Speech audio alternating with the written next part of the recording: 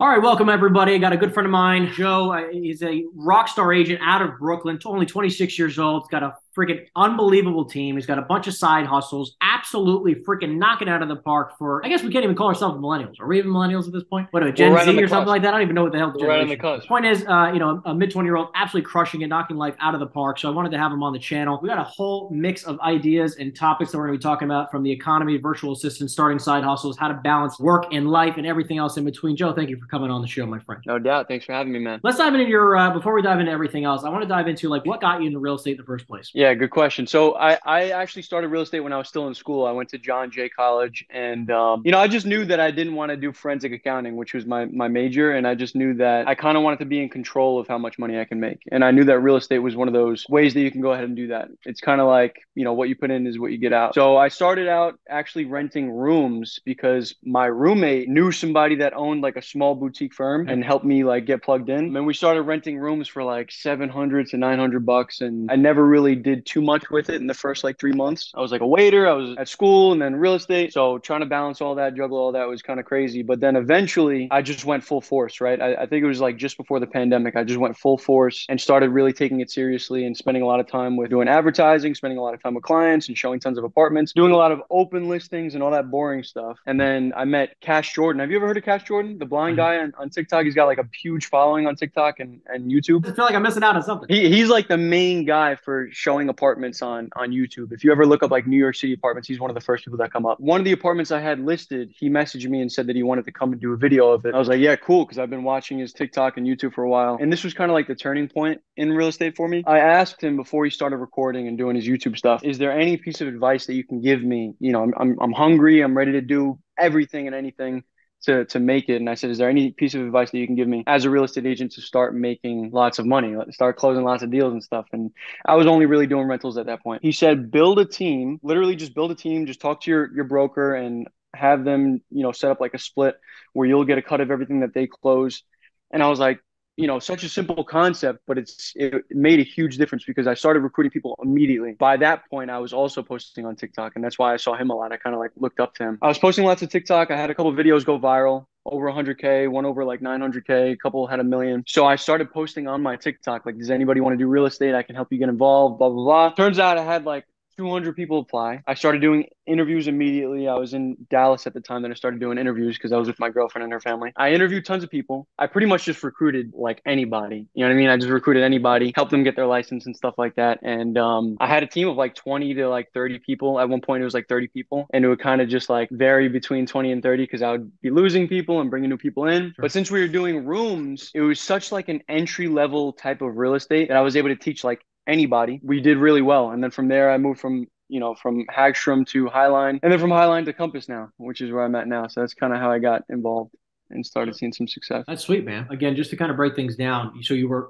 renting out rooms, and then like you basically everyone who you had like 20 or 30 people all helping you rent out rooms. Like, is that really what it was? Exactly. Yeah. Actually, for like a whole 10 months, I didn't show not one apartment. I just gave a list to everybody in my team and, showed them how to do different things. And they were all just showing rooms. And the thing about showing rooms is when you're renting apartments, I don't know what rentals are like in Jersey, but in New York, it's like, I mean, obviously rentals are super prominent in major cities. A lot of people go for the 1 bedrooms, the studios, the 2 bedrooms to rent because they rent quickly. Nobody's really touching the 3 bedrooms and the 4 bedrooms except for roommates, right? And college students and stuff like that. When you're posting 3 different rooms, 4 different rooms, in a 3, 4 bedroom, you're closing a full apartment. The rent is obviously higher because it has more bedrooms. And then if you have a team that's closing them for you, you're basically closing 3 bedrooms, 4 bedrooms, and getting a fat cut of that when you have a team. You know what I mean? So it's kind of like I was able to make way more money than I was before because, I mean, obviously running around trying to close $800, $900 rooms in different places is not ideal. But when you can close a full apartment, 3 bedroom, 4 bedroom, and get commission on that full apartment multiple times a week, you can make a lot of money doing that. Yeah, I stopped doing that because it was just, it was definitely a hustle. Yeah, it was a lot. Sweet. So like, all right. So now 4 years later, crushing it out in Brooklyn. What is like the main focus now for your real estate business? So we still do rentals heavy, but we're doing a lot of sales. I actually just started doing sales this year. You We mean had a couple listings. 2022 or three? 2022. Yeah, sorry. 2023.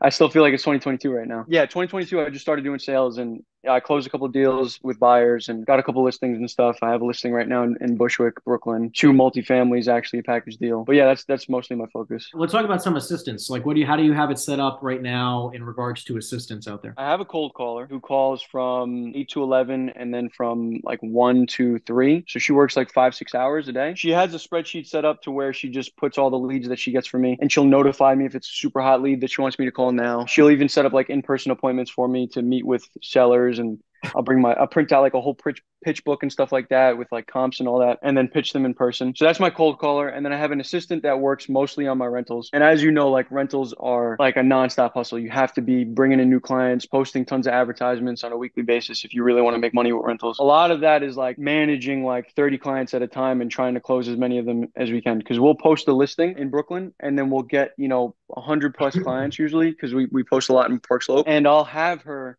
if we close that rental, I'll have her try to close as many of the clients that we got with other apartments as well, right? And I'll co-broke with other agents. So she's constantly following up. She'll put together applications, send it out to other agents. She'll book appointments for me with other agents to go and show the rentals. But that's mostly it. Yeah, and then she'll submit the application. She'll set up the leases. She'll do the DocuSign and all that good stuff, and she'll just check back with me. She also checks on the team. I have right now 5 agents on my team in Compass, and she'll just check in with them, see what they're doing. And how do you have it set up right now with your virtual assistant, like for compensation? So good question. You want to know how much they make? Is that what you're asking? Yeah. Like Yeah. So I like to hire people for on the lower end of an hourly rate and then give bonuses based on performance. So with my cold caller, it's 4 an hour. And then for every lead that she gets, I pay her $250 per lead. And then if we actually get someone who's willing to list with me, she'll get $150 off that initial listing. And then if we close it, depending on how big the deal is, she'll get anywhere from like 600 to like 3,000. Depending on how big it is. And then with my other virtual assistant, any rentals that we close, which happens pretty frequently, she'll make anywhere from 100 to like 175. And then on top of that, if she does applications for me or books a lot of appointments, I'll give her like $10 here, $20 there. But then I also have, I didn't even mention before, I have a graphic designer that does my postcards and my YouTube thumbnails, and then a video editor that does all of my ad videos, my TikTok videos, my YouTube videos, and all that good stuff. But yeah, so you pay them same thing, like $4 an hour? For the graphic designers, I pay them 5 to 10 an hour. I mean, not an hour, 5 to 10 per like photo that they do for me. And then for the video editor, if it's a short form video like TikTok or short ads, I'll do 10 to like 15 for the short form, and then 25 to 40 for the long form. Because like the longer form videos, if it's like 10 minutes long, I know it could take like 8 hours to edit. But it's obviously bang for your buck. If you're getting massive value out of this video and you want to work with me personally, make sure you check out the first link in the description down below and schedule your free consultation with myself and my team. No, sure. So then if anyone who's listening to this wants to hire or wants to learn how to hire a virtual assistant, what would you recommend that they do? In terms of how I can help them, or just in terms of how they can just go ahead? We're both. I mean, like, it sounds like you have a lot of experience. I know you're working on something awesome for them. Plus, any advice? The biggest problem that people run into when they're trying to hire virtual assistants, I mean, they think they could just go on Upwork or onlinejobs.ph, post up an advertisement, they get 30 applications, they talk to a bunch of them through like email or whatever, and then they just choose somebody like that, right? They don't realize that you kind of have to, even if you're just like a small time real estate agent, or no matter what business you have to treat it like your corporation. You know what I mean? You have to do multiple interviews. You have to have them do sample jobs and stuff like that. And then you also have to write out standard operating procedures. When they come in, they need to know exactly what they're doing. Have a whole system in place to train them. This can usually be difficult for people that are just getting started. And what tends to happen is they hire tons of people,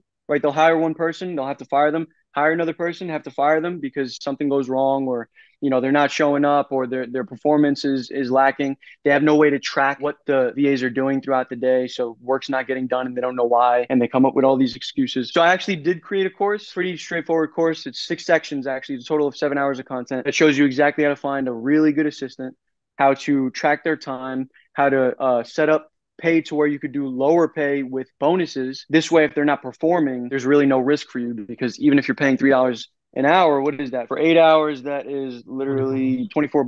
$24 for the day. So it's really like low risk. So if you're making at least $2,000 a month, you can easily hire somebody from the Philippines, which is where we usually hire from. If you want, go hireretire.com if you want to check out the course. Really good stuff. I have a free crash course. We'll have the link down below to make sure that everyone. Yeah. What was the biggest mistake you had that you have made in hiring? Was hiring somebody that was really good conversationally, but I didn't really like vet their skills. Like we had a good conversation, we're laughing, and I'm like, oh man, I really connect with this person.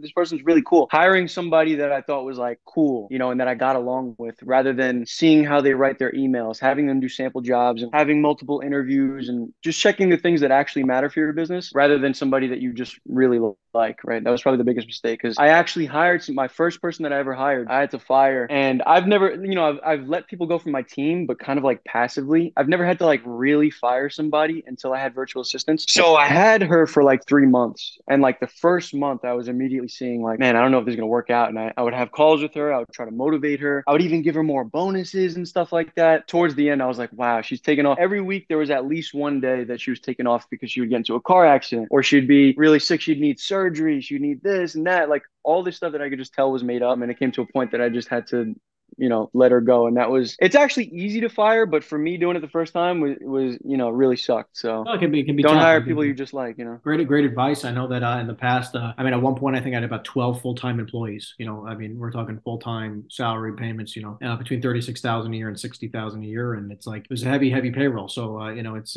even though we're doing well over $1 million in GCI, it was still hard to be super profitable after, you know, I had a big team and a bunch of salary and rent and all this other stuff, where you try to follow all these really successful guys who have these huge teams. And it's like, yeah, hiring is really smart and having a team is smart. But if you don't structure it the right way, I mean, the biggest expense is salaries and rent and marketing. I mean, like those three expenses, plus splits, actually. Splits are also a very large cost. So really, really important thing to think. I like how you're talking about these virtual assistants. I think that it's probably the best way to go, especially to start. I definitely think that, you know, at least to begin with, 100%, I think that like it literally eliminates the reasons why you shouldn't hire, right? Like, oh, I'm scared about the cost. Right. You know, I need an office. Where are they going to work? Virtual assistant literally handles all those objections in 2 seconds. So right. awesome place to start. You had 12 people that you had full time and you were paying them 40 to 60,000 a year. Yeah, I was paying. Wow, that's awesome. What is it like? What is it like now? I have 2 virtual assistants and 1 full time. And I mean, now we do twice the GCI that we were doing before. So it's you know, listen, I learned from my mistakes. You know, it's interesting how like so many of us, including myself, I mean, this is exactly me. Like so many of us, and like I was for a long time, like I thought things had to be done one way. Like, I thought I had to work 100 hours a week to be successful. I thought I had to hire people full time. I thought I had to work in an office, and I had to work, you know, a gajillion hours. Like all these things, like I thought it had to look a certain way, right? And then I didn't realize until I met my fiance, who basically forced me to work less hours, work remotely, work differently. She's from California, so like, you know, I'm in Jersey.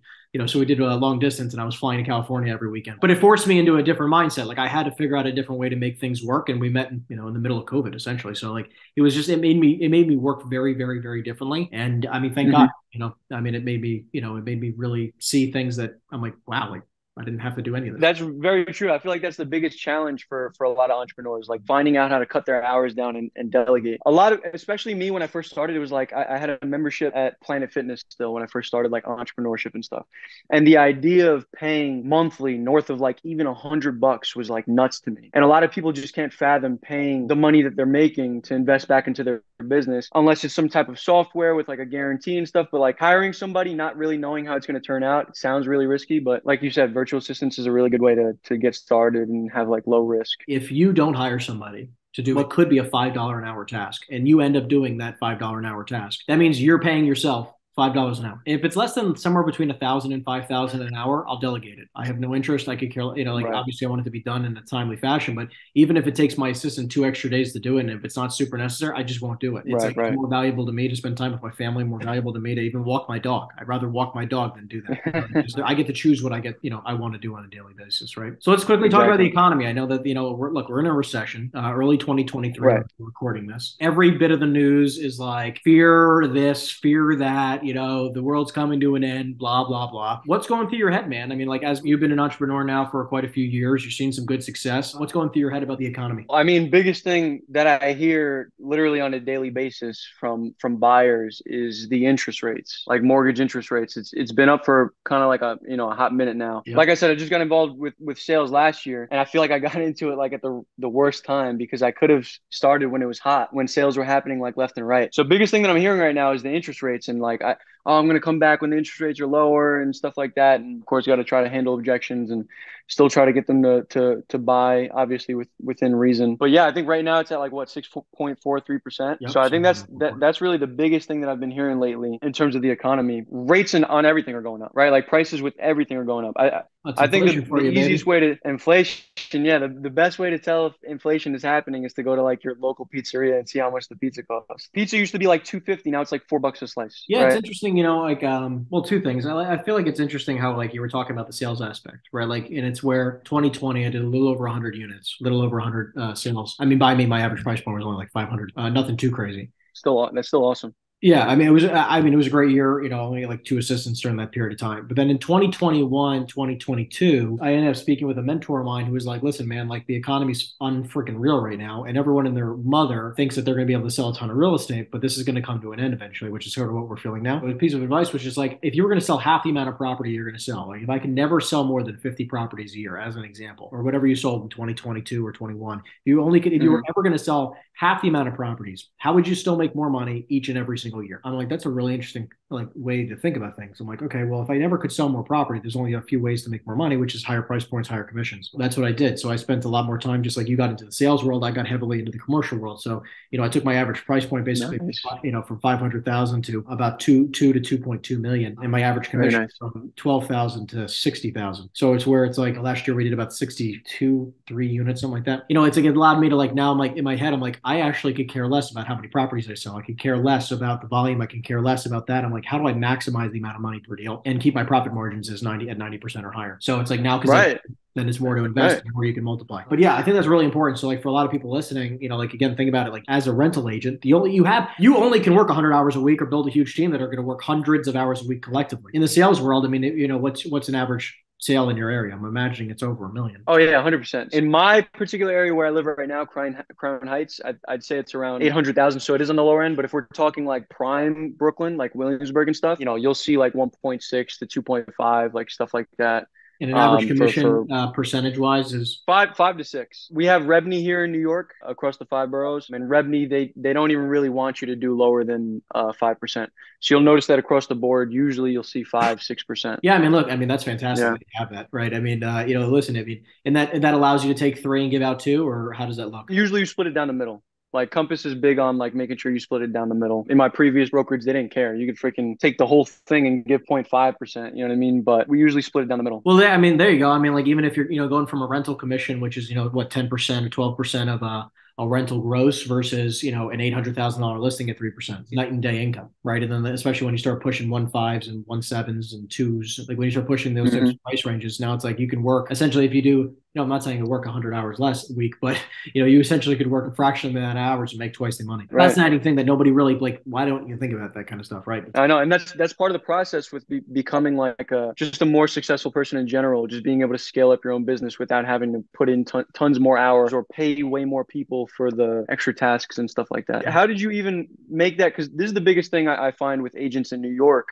At least, how did you find your way into the luxury market? I'm doing more commercial, right? So like for me, which also Okay. I coach a lot of people in the residential world. It's I always say the term you will earn what you prospect for. If you were prospecting for $800,000 sales in a let's say a neighborhood, you're going to get $800,000 sales. If you're prospecting for $5 million listings, you're going to get $5 million listings. But it's like this weird mentality where they're like, oh, I don't think they're gonna like me or think I can do it, or like I've never sold the type of thing, and they're going to ask me about my sales. I'm like, you're going to start at some price point. I mean, like you got to start somewhere, and eventually, like it's just weird how like and even for both of us, if I said I had $100 million property, like some part of me goes like I haven't sold $100 million property before. You know what I mean? Obviously, you just on an economy of scale here, but like it's a mindset. Right? Mentality is just prospect what you want. For a lot of people, it's like a defense mechanism, right? Like our natural way of life is to move away from the things that where you kind of sense danger, right? If you feel like you're gonna go to a listing present, you're gonna do a listing presentation for a $3 million condo and you've never sold anything like that before. Part of you feels like you're gonna mess up, even if you sold, because you said you started off with $500,000 condos, right? Or $500,000. I was at like 280,000 like 5 years ago. You're selling a bunch of those, even though you have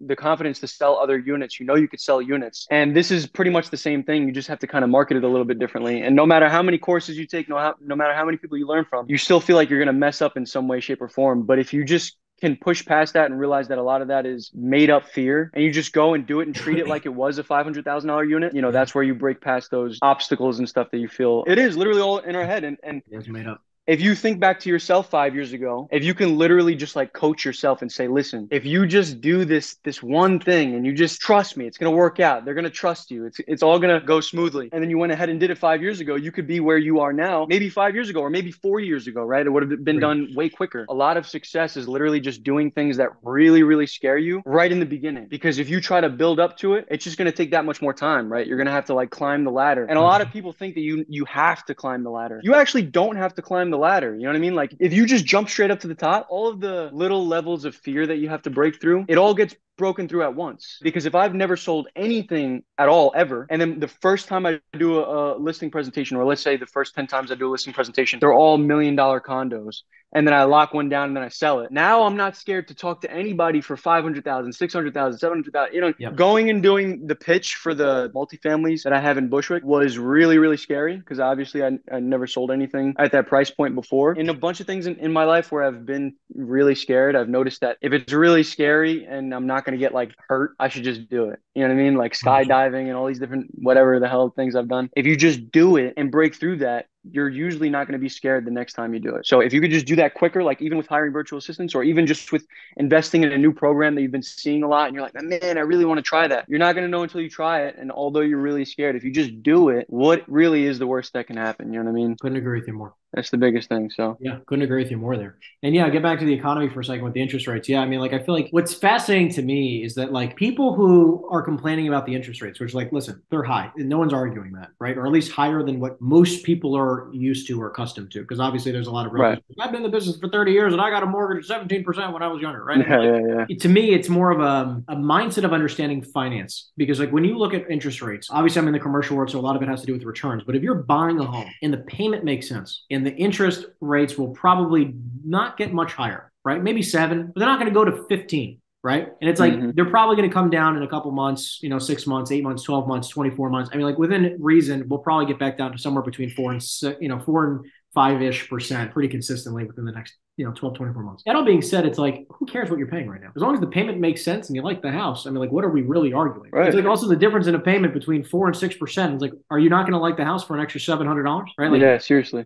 So it's like, if can you make sense of the extra $700 for 24 months? Because like realistically, we're talking about 700 times 24 months where you're going to be able to refinance. So it's like actually the difference really is, what are we talking about? 7 times 24, somewhere around the ballpark of 14 grand, 15 grand, 20 grand. It's just like, what are you really worried about? It's just like understanding that. But yeah, I like how you brought up the fact, like, look at the cost of everything. It's like inflation has really been smacking people around, and it's also, I haven't really realized it until I made a good amount of money where, not that I take a lot of things for granted, but like, I remember how hard it was to like, I was worried about credit cards being declined. Where like, I couldn't imagine now where like almost everywhere you go, everything's up 20, 30, 40% higher. Where like, that average, like there has never been a better time. This is exactly what I wanted to kind of bring up, which is like there's never been a better time to get into some type of sales, uncapped income potential type of business because there's so many people getting out of this industry. So there's going to be a huge opportunity, right? So for people like me, or and you, we're going to take market share, and then people who are brand new, I think they're going to be able to take on that gap, right? That's missing. So I agree. I think this is an unbelievable time to be an entrepreneur. I think it's really hard for a lot of people who've been in the business a long time and now all of a sudden business is going to decline. Like if you're brand new to the industry, it's kind of like ignorance on fire kind of thing. Like you don't know what you don't know. Right. There's a lot of realtors who I know who did 10, 20, 30, 40, 50 transactions for X amount of years at 10 million, 20 million, 30 million, whatever they were closing. And they're struggling right now. And some of them are getting out of the business. They're going to be getting salary jobs right now where it's like, these are moments that will make or break you. I mean, COVID took me from $100,000 a month to zero and I had to rebuild it. Yeah. Oh, wow. Yeah. And I mean, that was a moment where like I had to make a choice. I'm like, I'm either going to be a statistic. I'm a 2-time college dropout, right? Like I was either going to be a statistic like everybody else and I was going to get a regular job and,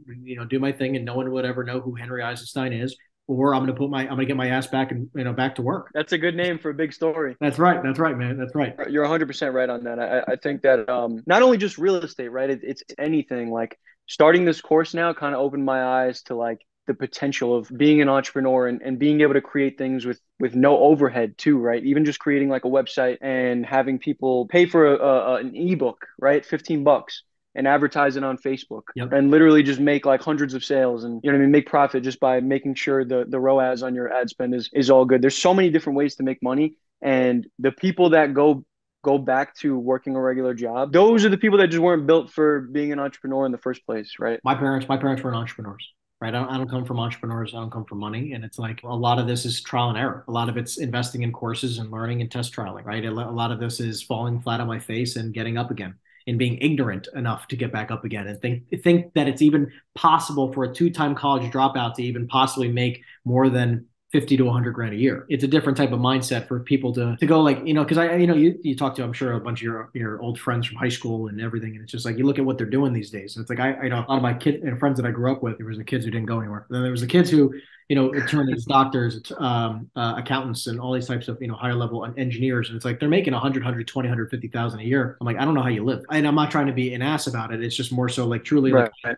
I after taxes and everything else, like society, right? Capitalism, which is I think the greatest thing in the world, it is not built for salary positions. Society is like Right. financially wise, like it's not built for people who have salaries, but they pay the most taxes. Yeah, that is nuts, actually. Yeah. I was just talking to my friend about that too. It's like the wealthy find ways to not pay taxes and end up saving way more money on taxes than Well, all of the because salary employees. the biggest friggin' expense as an entrepreneur is taxes.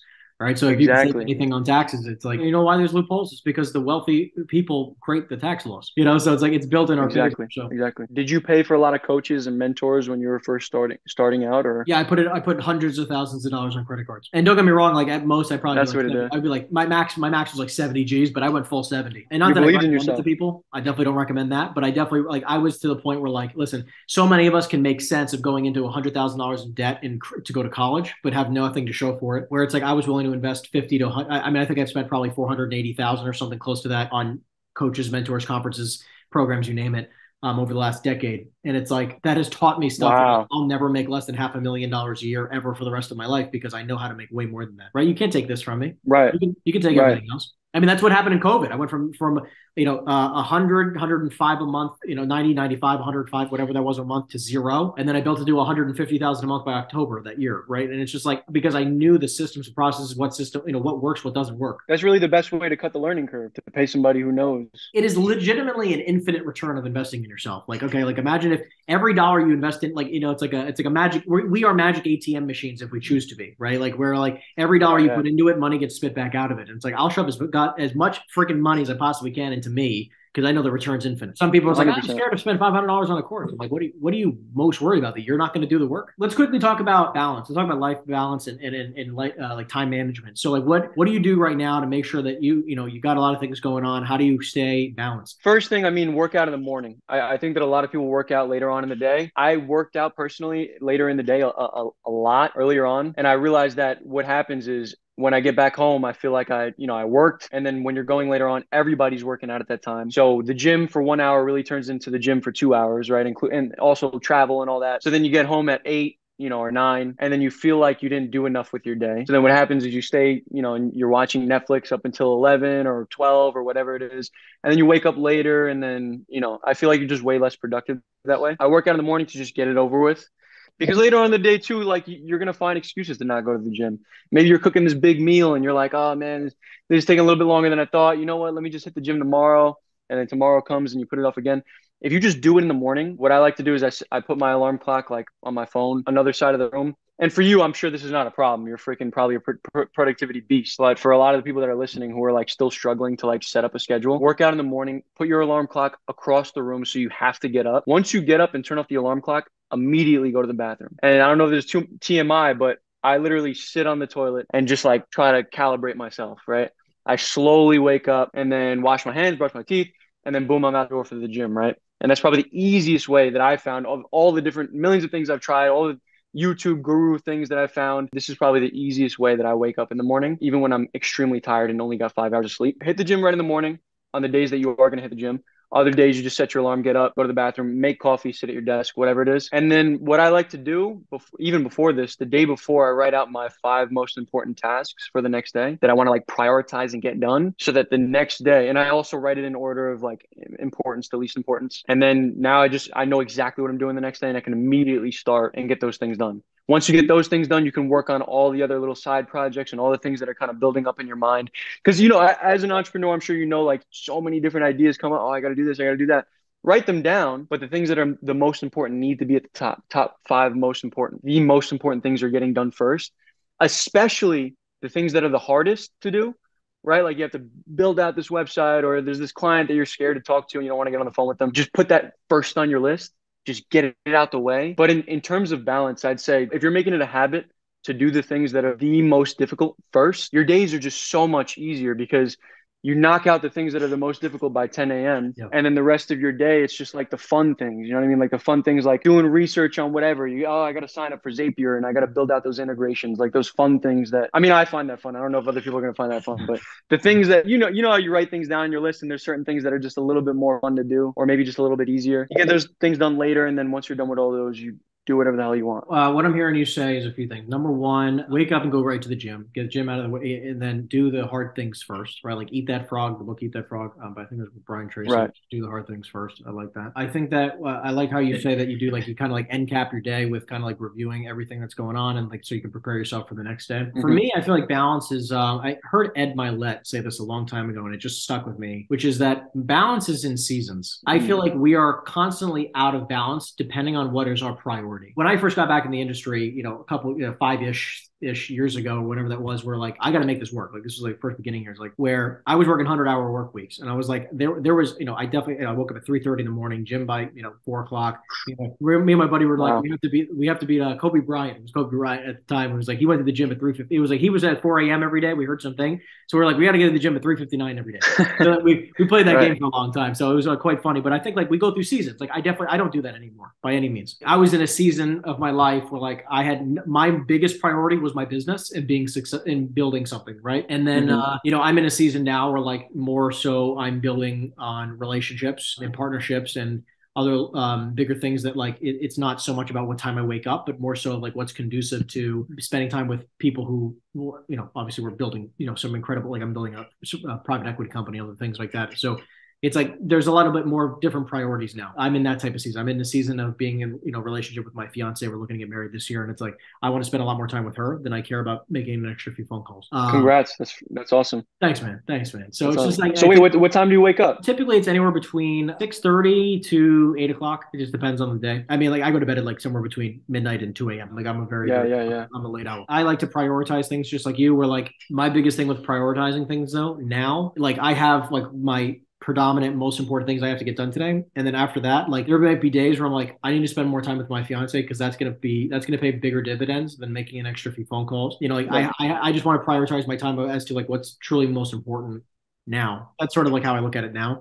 Where like, don't get me wrong, for like, those 3 years, like I was like, I'm working 100 hours a week every single week, 6.5 days a week for 3.5 years straight. Right. And that's how I built my company. It's just that, now I'm in a place where like, I don't want to do that. I'm working on other things where like, if I can get really consistent on making X amount of dollars, like my goal this year is to do 10 million in GCI between everything that we're doing, or essentially pretty close to that. I don't know if I care about getting much bigger, where if I can get really profitable and just be at that place and still work 10, 20 hours a week, I'm going to be okay. Instead of trying to get to 50, 100 or something like that, I really don't care. I'm never going to be a billionaire in selling houses or property. I'm going to be a billionaire because of the money I invest on the, everything on the investment side. So just looking at things that way instead of trying to be bigger and bigger and bigger every year. But yeah, I agree that balance is, I think it's depending on what your priority is. Like if you're building your company or like if you're struggling to make your first 100 and you're not working 100 hours a week, I think it's silly. I noticed in the beginning when I was first starting out and I wasn't really making a lot of money. I noticed that I was getting into this cycle, and you're right. You're 100% spot on. Ed Milet was spot on with saying it comes in seasons, or you go through seasons of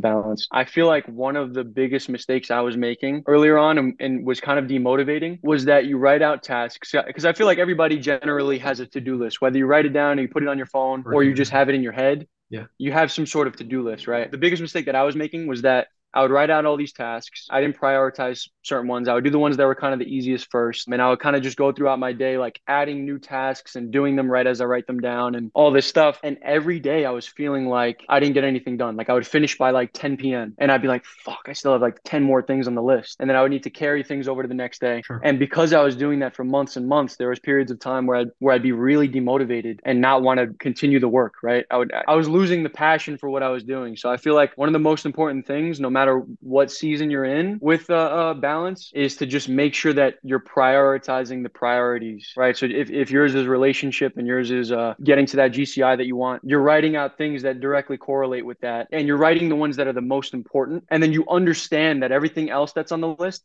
is not as important. And if if it has to carry over into the next day, it's okay. Agreed. As long as you're getting those top things done. And even if you can't get all the top things done, you carry that over into the next day with the understanding that, okay, it will be done this next day. So that you never feel by the end of the day, even if you're working till like 10 p.m., like, damn, I didn't get much done. You know, maybe I procrastinated. I don't know what happened. I procrastinated all day, whatever it was. But there's days where I was just working nonstop, not procrastinating, working all the way till 10, would feel like I didn't get anything done. And that was the main reason, right? I wasn't prioritizing the priorities, having an understanding of what is correlating with the outcome that I want. I feel like you just have to have a clear perspective. You just have to have a clear perspective on what you want your outcome to be and just focus on doing the things that get you there. I mean, I make the analogy of like, if you're doing any tasks that are, call it $5, $10, $20 an hour tasks, which I'm not saying that they don't have to be done, because obviously if you don't have an assistant, you are an assistant. It's essentially like being every position in a restaurant. Like now you're essentially doing the dishwasher work, the busboy work, the servers work, the hostess, the cook and all that kind of stuff. It's like, I want you to be the owner for a second. What does the owner do, right? The highest dollar productive activities is what he does. So it's like, think about it.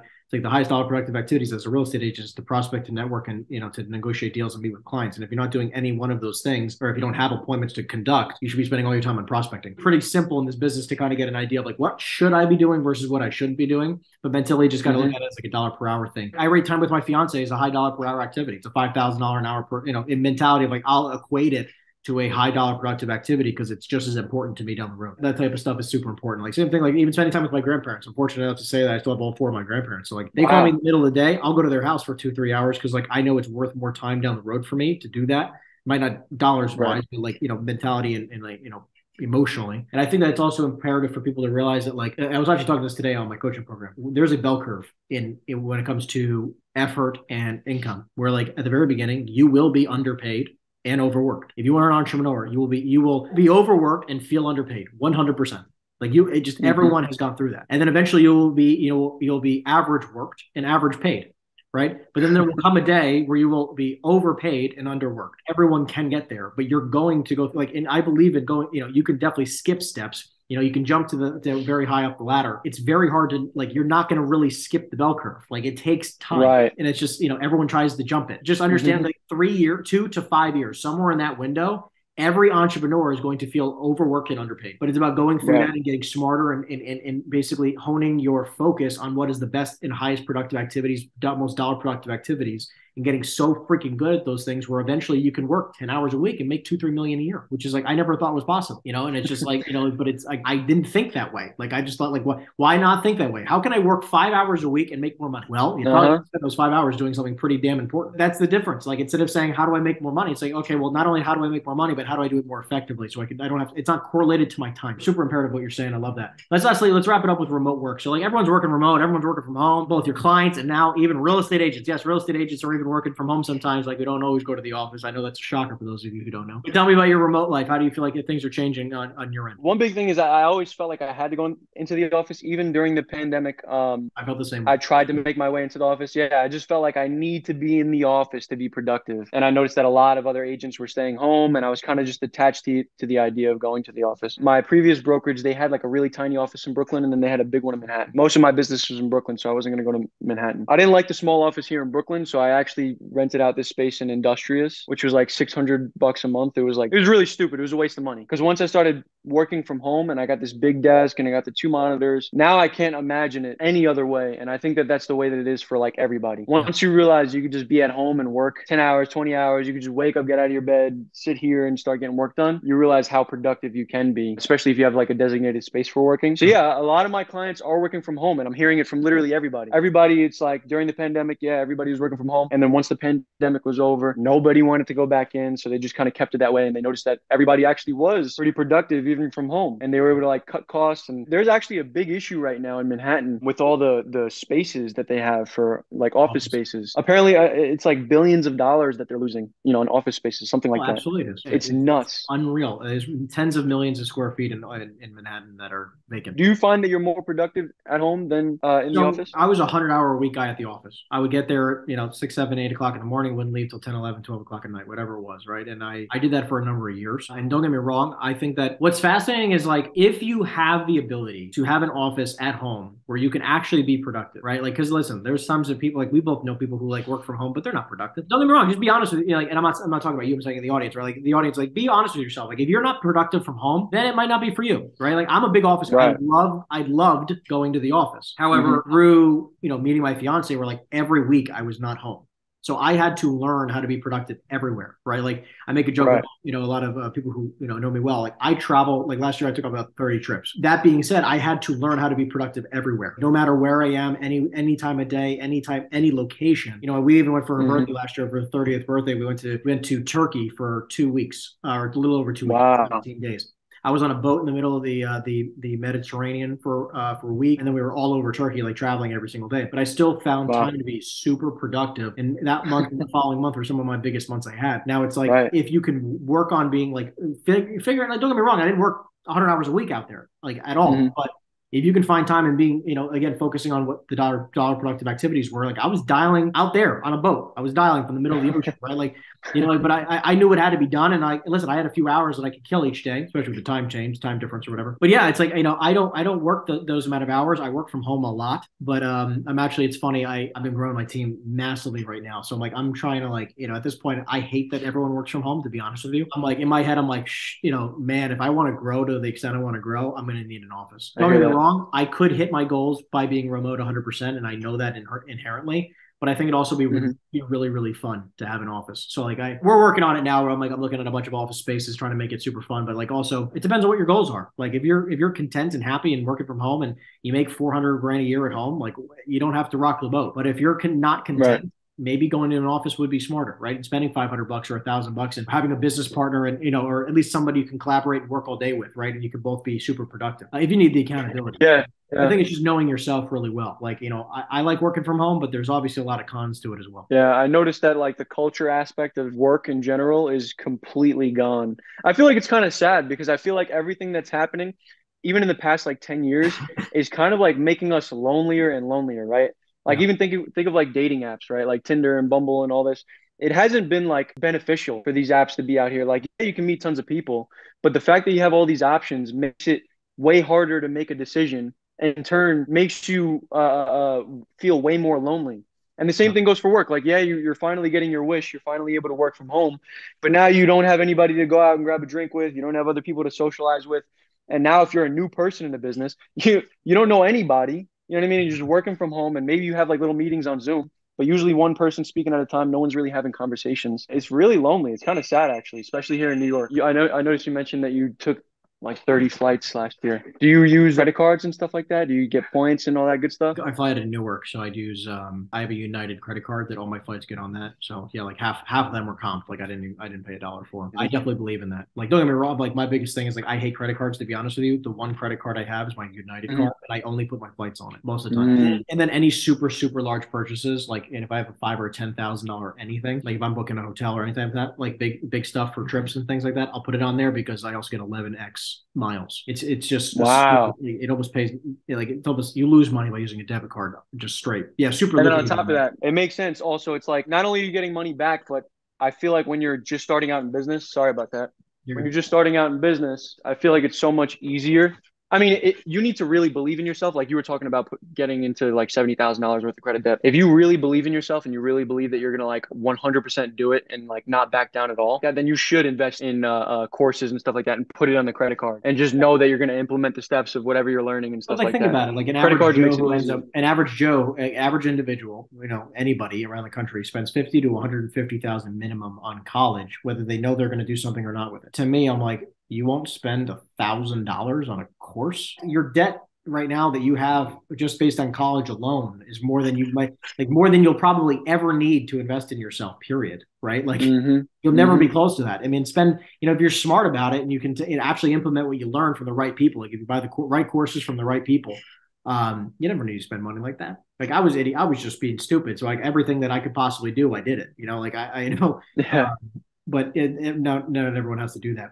Well, listen, man, I appreciate the time together. It's been freaking awesome. I definitely want to do this more often. I think that there's a lot of awesome content. How can people find you? I want to make sure people find you. Thanks for having me, man. And you can find me on Instagram, dose.of.joseph, or TikTok, Dose of Joseph, DOSEOF Joseph.